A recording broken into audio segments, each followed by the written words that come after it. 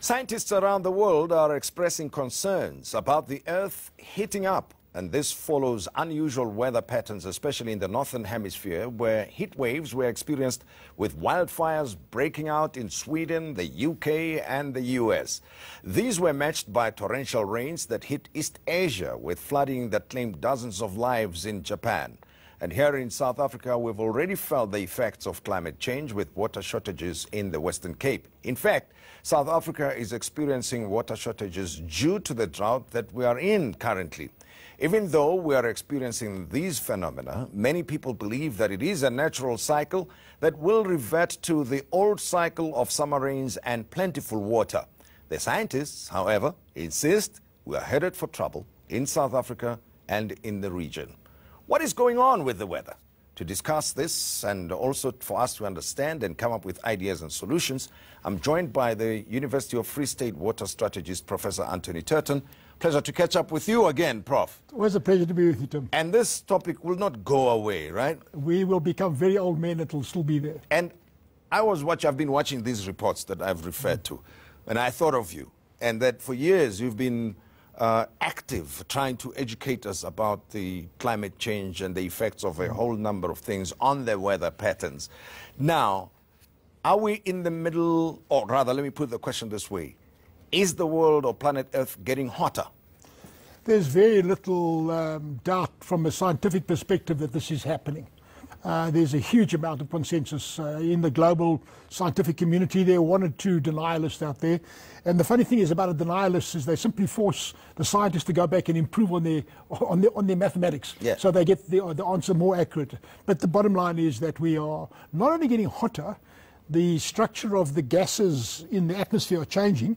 And I'd actually like to expand on two of those if I can, because while we are very concerned about large fires and large droughts, sometimes it's the small things that are very close to us that actually are also more important. Such as what? Well, because the climate's getting warmer, a couple of things are happening. Firstly, a country like South Africa that's very water constrained, we have lots of dams. Therefore, our dams are a major strategic natural resource. Our entire economy depends on them. But now the dams are getting warmer. So with the dam getting warmer, we're now feeding into those dams lots of nutrients, lots of effluent, sewage, etc., etc.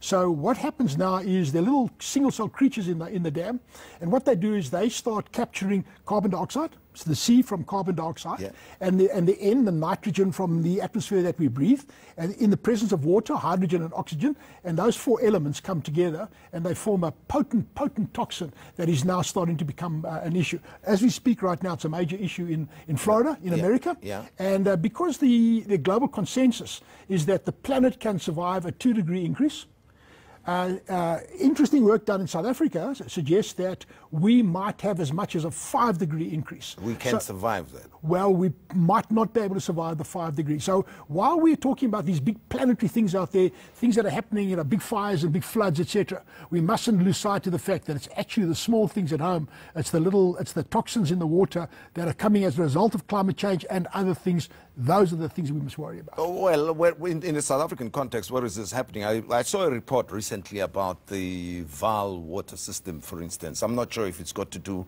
with what you mentioned, or it's got to do with effluent being allowed into the Vaal system. Well, with all of these disasters, you get a confluence of a number of factors coming together. So in the case of the Vaal system, it's about failed municipal infrastructure. But the failed municipal infrastructure is simply accelerating something that's already underway, and that is it's a technical process known as eutrophication. Eutrophication is the enrichment of rivers and dams with phosphate and nitrate, and that causes this proliferation of these algae, these single-cell creatures called blue-green algae. They're known technically by the name of cyanobacteria, and the word cyano tells us that they produce a cyanotoxin, and cyano means C for carbon from the greenhouse gas, and N from the nitrogen that we're breathing in. Our air is 80% nitrogen, and these cyanobacteria link the carbon and the nitrogen to form cyanide. Cyanide is CN, and a derivative of that now in the presence of hydrogen and oxygen, and this becomes a toxin known as microcystin, and within the microcystin there's an active ingredient, a very potent little molecule. I won't go into all the chemistry of it, but you know, the important thing is that it's these small things that are affecting us in our everyday life, that we mustn't lose sight of the fact that it's... But let me take you to the Northern Hemisphere for a while, right? Because for a long time we know the climates, the Northern Hemisphere to be relatively colder compared to the tropics and the southern part of the world, right? That Europe, Sweden, I mentioned it earlier on, is a cold part of the world, and for them to experience the fires that they did recently was somewhat strange. Yes, you know, we need to understand, once again, some very basic things here. So planet Earth has to transfer energy from one part of the planet to the other. There's a massive energy transfer system, and one of the ways that this energy is transferred is in the atmosphere itself. But a very, very important component of the energy transfer system are the ocean currents. Remember, the Earth is 2/3 covered by ocean. Yeah. So what happens in the ocean currents, how the oceans move nutrients around, how they move temperature around to stabilize the planet is very, very important. And this is driven by two things. It's driven by salt levels, the difference between fresh water and salt water. So the Amazon River bringing fresh water into the ocean, or the Congo River bringing vast quantities of fresh water into the ocean. That's one of the drivers of the so-called conveyor belt. And then the other one is temperature differential. So when your ice starts melting up in the North and South Pole, what happens now is these mechanisms are interfered with, and the transfer of energy at planetary level now is changed in quite a substantial way. So we're living in an intricate, almost a living organism. Earth is a living thing almost, and we're fiddling with lots of little things here, and we're starting to get to a point where just a colleague of mine recently in Sweden, a highly credible scientist, has recently published a report where they're talking about reaching that point where we've got feedback effects that's out of control. Now, let me mention several places at the same time, and you try and pull them together for me. There's a drought going on in Australia as we speak. Yes. South Africa, we are in a drought situation of sorts, even though we don't say so openly, and I wonder why. You can tell me. And we've seen the fires going wild in the United States, California specifically. Yes. You've referred to what's going on with the ocean system in Florida, United States, and of course what we've seen in Japan that I referred to, as well as the UK. Pull all of this together. What actually is at play here? Actually, there's a thing called El Nino, La Nina, and this is about a change in the surface sea level temperature over the Pacific Ocean that changes the volume of water that can be evaporated off the ocean into the planetary system. We are all linked by this El Nino La Nina event, and in particular, the areas that you've mentioned now, with the exception of Florida, they're all winter rainfall areas. So the winter rainfall areas, there are 5 in the world, of which Cape Town is one. I'll be over next month, I'll be in Melbourne, Australia, working with their people on strategies around this very issue. So it's the winter rainfall areas that are being felt more acutely, and this, of course, is the South African case with the Western Cape. So, as we try to deal with this, what are the governments doing? Because there's been arguments about signing the Paris Accord. I'm not sure specifically what is it that needs to be agreed to that may help reduce or mitigate the problem. I think the important thing is that we need to cooperate. We need to work in an international framework, because these problems are too big for any single country to solve. The sad thing is that America has pulled out of the climate agreement, the Paris Agreement. The good news is that individual companies and individual cities in America are still continuing in that same agreement. So it's very important that we believe in the scientists. Scientists put credible models on the table, credible solutions, and ultimately it's in our vested collective best interest that we cooperate over this water issue. Well, not only water is a subset of the climate issue. But then, when we talk about it, we leave it to the governments, right? We forget that individuals have got a role to play, but also industrialization is being blamed for the faster pace at which the climate is changing. That, you know, it's as if before everything was okay, and it is because of the accelerated industrialization of the past 50 to 100 years that we have these problems. Would you associate it to that? There's an ongoing debate driven mostly by the denialists about the human impact on climate change. What you get is you get a natural variability in the climate. And that's a natural signal that happens with or without human intervention. I want you to explain that for a moment. Well, because we're dealing with a complex system, and a complex system has got multiple variables. So let me give you an example. The first part is that the Earth moves around the sun in an elliptical orbit. So when we're closer to the sun, it's hotter, and when we're further from the sun, it's colder. The Earth spins around its own axis. So therefore you get day and night. And because the Earth has been tilted at a certain angle off the axis, you now get winter and summer. But the Earth's got a wobble on its spin, so sometimes you get variations on that. Then, of course, in that whole cycle, you get the lunar the lunar variable every 28 days. We've got high tides, low tides, etc. But then on top of that, you get solar winds. But every 7 or so, 8 years, you get these solar storms on the sun, and they send out massive amounts of energy into space. So all of these things come together, plus a lot of localized conditions, and you ultimately get what's known as a chaotic system. So there are so many forces at work here that there's not one that dominates over the other. So this becomes a thing that's very difficult to predict, and that's why the models can never give a definite answer. They can give an upper and lower limit of certainty. Okay, which then leads to probably or strengthens the argument of the denialists who would say, you know, Anthony Turton, why are you bothered about this? Because it's beyond your control. But there are parts of climate change that are within human control, I suppose. And we'll pick up the conversation in a moment. I'm talking to water strategist at the University of the Free State, Professor Anthony Turton.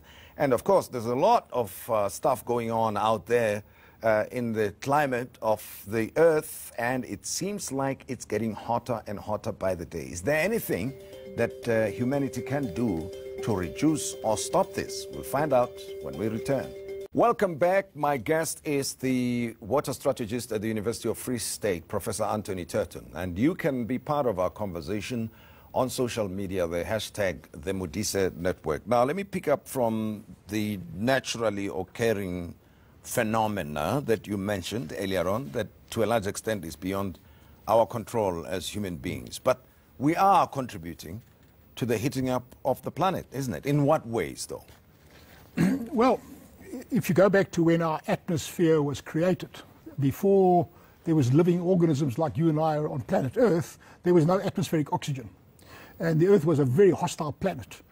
So there was incoming radiation, not enough atmosphere to shield planet Earth, much like Mars is today.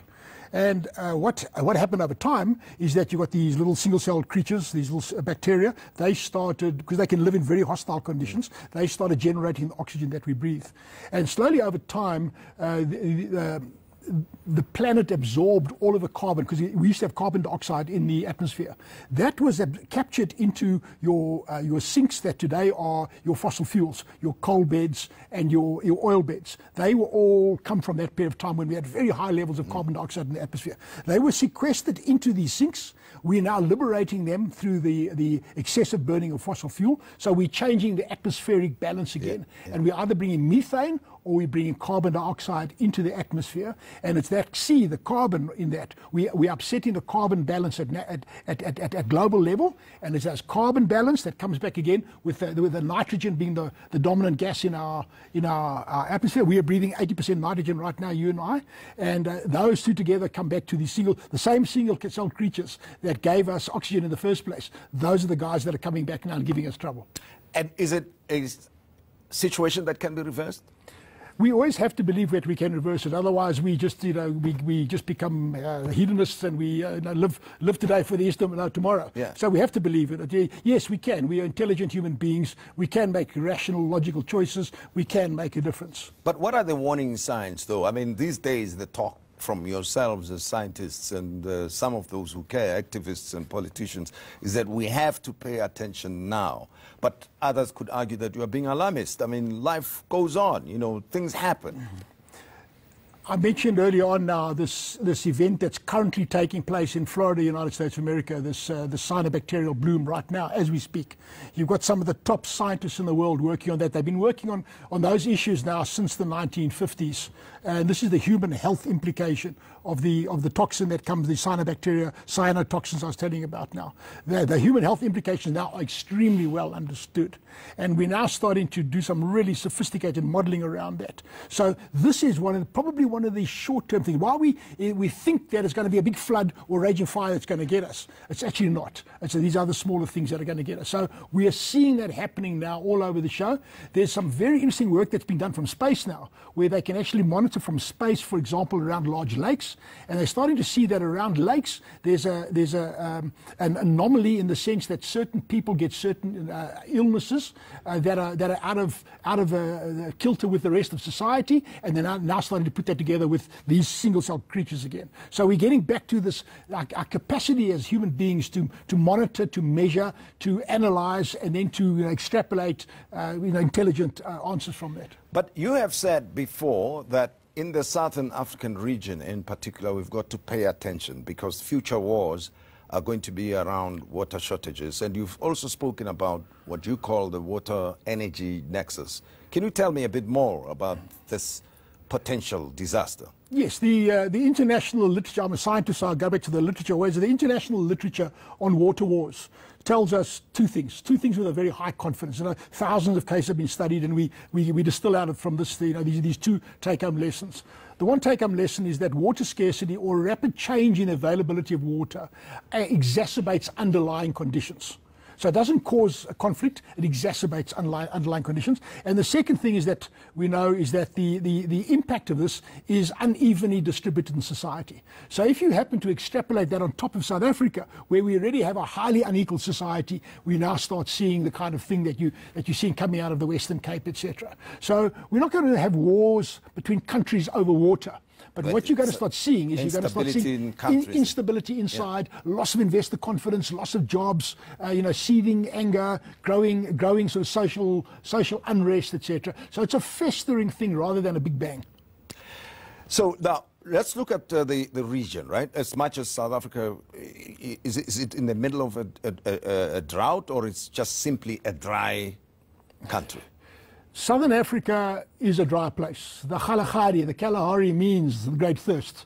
So we always have been a dry country, and that's the purpose of infrastructure, is to insulate us from the vagaries of nature. The World Bank did a major study at the time of the World Commission on Dams, and they demonstrated quite conclusively that countries that have managed to decouple their economy from the vagaries of nature are the countries that actually succeed, and those countries that are unable to decouple are the ones that fail. So we have a situation in South Africa now where, because of our infrastructure failure, we are starting to recouple. The whole thing in the Western Cape, the whole debate about should they desalinate or not, that's about coupling versus decoupling. If they don't decouple, if they don't continue to decouple, then they're simply going to be bashed more and more and more in the future. In a national sense, how should we be managing our water resources? Because we've got mining, we know what it's done with a lot of acid going into the water system in Gauteng and other parts, but just talk me through that. Okay, in a simple nutshell, we've been managing our water at the moment as if it's a scarce commodity. This is wrong, I believe. This is a mistake. Now, it's counterintuitive, so please let me bear with me now. We manage it as if it's a scarce commodity because we think of it as a stock that's a finite volume in time and space. And the reason for this is simple. The reason is based on Victorian science, Victorian physics, where we know that of all the water on planet Earth, only 2% is fresh, less than 2% is fresh. So we've used up that 2%. But in reality, if we look further than that, the chemistry and physics of water is deeply, profoundly understood by lots and lots of people. Water is not a stock. It is a flux. It moves in time and space. It is therefore an infinitely renewable resource. So we now need to start managing in terms of what I call the paradigm of abundance, where water, by showing respect to water, by creating a policy-enabling environment to bring capital and technology into the water sector, we can start recovering, reusing, recycling water. That is the future. I believe the future of South Africa is actually a very bright one if we go for this beneficiation kind of economy, but then we've got to really get serious about it, because we've probably got to spend something like R1 trillion of investment into the water sector, which then gives us lots and lots of spin-offs in terms of jobs created, taxes that are being paid, improved livelihoods, etc. There's a whole myriad of benefits. So the bottom line is water is an ultimate economic enabler if you manage it correctly. If you don't manage it correctly, it's the ultimate destroyer of economic value. But now, the cooperation and collaboration between countries in the region still, Southern Africa, right? I mean, we have the Congo River in the DRC, and we've got other water resources in the region itself. But somehow the countries do not seem to be working together in sharing this resource. That's not quite true. There's a thing called the SADC Protocol on Shared Water Resources, watercourse systems. It is regarded in the international system as one of the best examples of regional cooperation. So without any question of doubt, there's high level of cooperation within the SADC region. Well, good to hear that. No, I mean, we really are. We are regarded by people all over the world. Yes. In fact, the Americans and Canadians have got great attention over their water resources in the Great Lakes than we do here in Southern Africa. Yes. But now looking back here, you mentioned the Congo River, etc. There's this belief now that these are big river systems, we can use them in future. This is not necessarily the best option. The best option is probably to start recovering water from sewage back home, start desalinating water from the sea, if you happen to be at the coast, desalinating water from mines, if you happen to be inland. So these are all the technologies that... And are we doing that? Well, I've just attended a funeral this morning of one of the South African pioneers in mine water desalination. He died at the young age of 48, unfortunately, but he was an absolute visionary pioneer. He developed that plant at Imalahleni. His name is Peter Gunther, highly respected chemical engineer. So we are leaders in that. In fact, what's very interesting, Singapore is very often held up globally as an example of a water-constrained economy that is vibrant. The significance here being that the solution for Singapore water comes from a Cape Town-based company. Okay. So we are, we know about it. The water recycling from sewage in Windhoek was developed by the CSIR in the 1980s. So we know we really are. We do have the technology. We still have the technology, but there's a lot of pressure on the people that provide the technology.